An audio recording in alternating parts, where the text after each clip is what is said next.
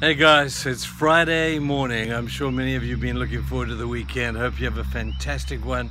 Hope you find yourself in church on Sunday. We're having a great time enjoying just the fellowship together. It's just awesome just to be back together again. I encourage you in that regard. But it's Friday and I have my last devotion for the week, and we're considering the subject of shame, talking about that mountain of shame where shame's voice speaks into us and tells us we're victims, but God's voice says you're not a victim, you're a victor.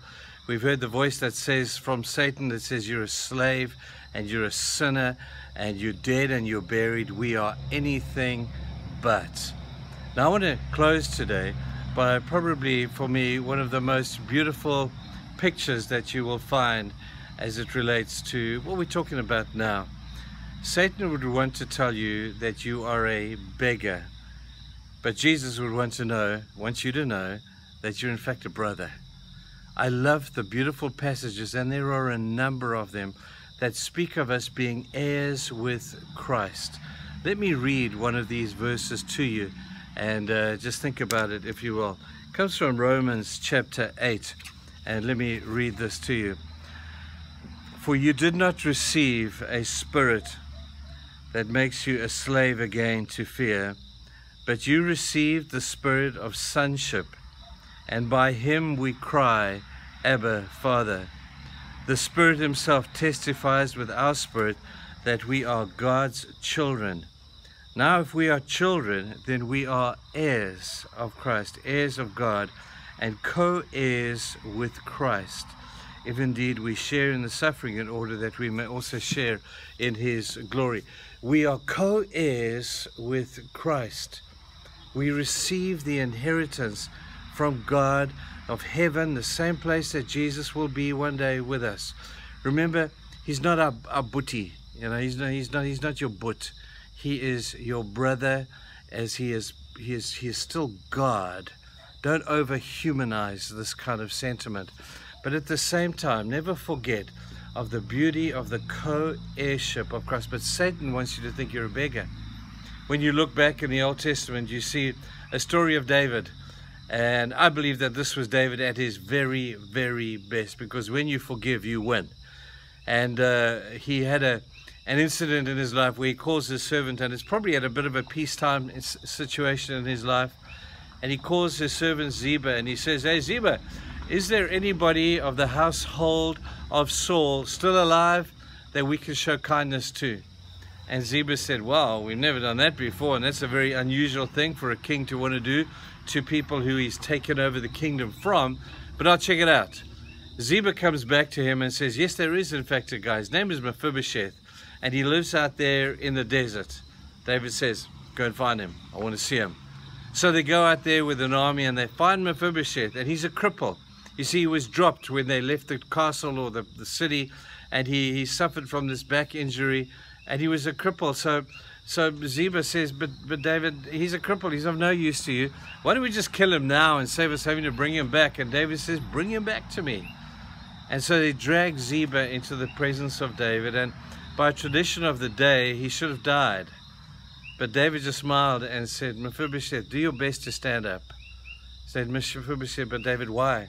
In your presence, you're a great king. I'm but a beggar. I'm a dead dog."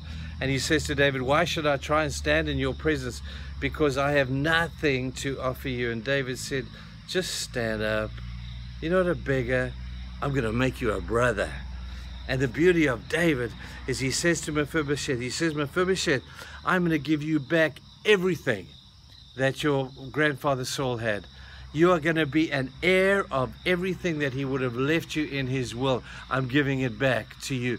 And on top of that, Mephibosheth, you're going to sit at my table with my other sons, and you're going to be a co-heir of everything that they receive as well."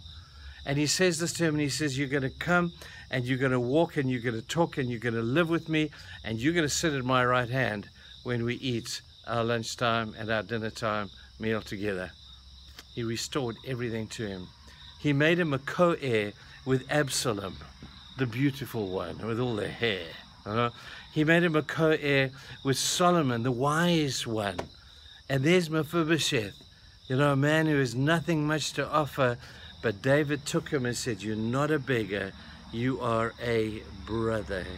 You are an heir, a co-heir with Christ. That's what God would want for you to know today. In my office at home, I have the words of a beautiful song typed up and framed and put on the wall of my office. And it's a stunning song that Don Francisco wrote and sang. Don Francisco had just an amazing place in my life by way of many, 25, 30 years ago. Loved every song that man wrote. But he wrote a song called Brother of the Sun. Lizanne is about to sing it for you. Listen carefully to these beautiful words, because you're not a beggar. Don't let the voice of shame say that to you. You are a brother, you are a sister, and you are a co-heir with Christ for every good thing that God would have to give to you. It's yours. Man, that is a cool thought to go into the weekend with. Have a good one and listen to the song. Jesus, all I want to do is follow and give away the love you give to me, to shine a light in someone else's darkness, to say the words they need to hear to set them free. So take this heart of stone and make it over. For all my life, it's all I have to give. Fill me with your love and understanding. Show me how to love and how to feel. Father, let your spirit flow within me, till all that will not praise you is undone. Help me keep my feet upon the highway and grow to be a brother of the sun.